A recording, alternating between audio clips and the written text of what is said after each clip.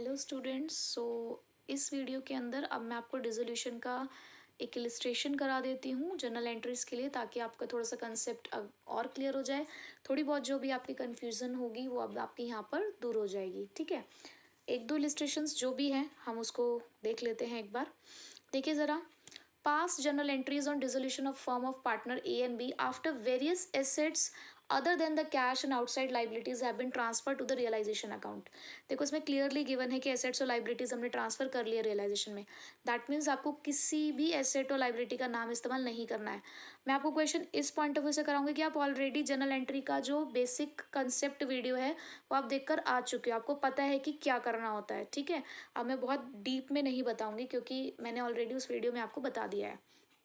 Question है पहला, it took 50% of the stock at a discount of 20% and the remaining stock was sold at a profit of 30% on cost. Book value of stock is 4 lakh rupees.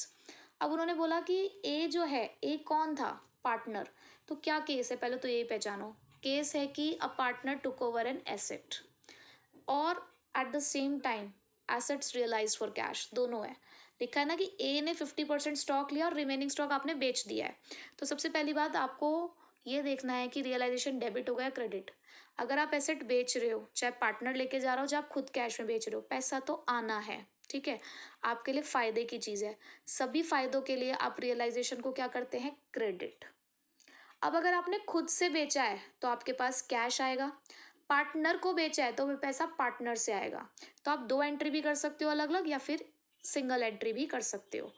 तो पहली के लिए आपका entry क्या करोगे? Amount तो हम बाद में निकालेंगे, आप पहले एंट्री लिखो। एंट्री क्या है? Partners capital account debit to realisation. तो यहाँ पे पार्टनर का नाम क्या है? ए। तो as capital account debit to realisation, और जो आपने खुद से बेचा उसके लिए cash account debit to realisation. या आप बैंक भी इस्तेमाल करो, दैट इज योर चॉइस। अब अमाउंट निकालते हैं। उन्होंने कहा 50% ऑफ स्टॉक। अब आप खुद देखो कि आपके पास स्टॉक है कितने का। आपके पास 4 लाख का स्टॉक है। उस 4 लाख के स्टॉक का 50% यानी कि 2 लाख। उस 2 लाख को उन्होंने कहा है कि आपने 20% के डिस्काउंट पर बेचा है। तो 20% का डिस्काउंट मतलब 2 लाख का 20% 40,000। कितने का लेकर चला गया वो? 1,60,000 का। तो 1,60,000 आपका यहाँ आ गया।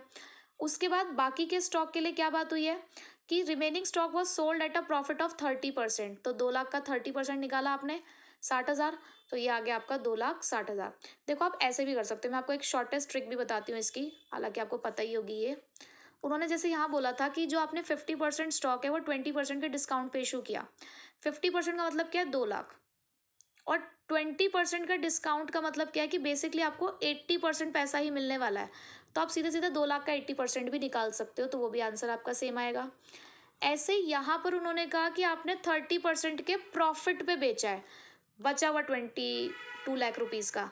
तो आप सीधे सीधे 2 लाख का 130% भी निकालोगे तो भी आपका आंसर वही आएगा, 2,60,000। मतलब अलग अलग कैलकुलेशन करने से बेटर है आप डायरेक्ट भी निकाल सकते हो। तो यानी कि डिस्काउंट को माइनस करना होता है 100 में से और प्रॉफिट को 100 में प्लस करना होता है। तो आप इतनी कैलकुलेशन करने से बच सकते हो, डायरेक्ट भी निकाल सकते हो। ठीक है, उसके बाद दूसरा क्वेश्चन है हमारे पास, डेटर्स ऑफ ₹2,64,000 प्रोविजन दे रखा है आपको 24,000 का, and 48,000 of the book debts. Book debts का मतलब होता है डेटर्स प्रूव्ड बैड। अब समझने वाली चीज़, जो बच्चा यहाँ गलती करता है क्या कि 2,64,000 में से पहले 24,000 माइनस करेगा, फिर 48,000 माइनस करेगा, या वो कहेगा कि बैड डेट्स के लिए प्रोविजन इस्तेमाल करेंगे। कुछ नहीं करना आपको।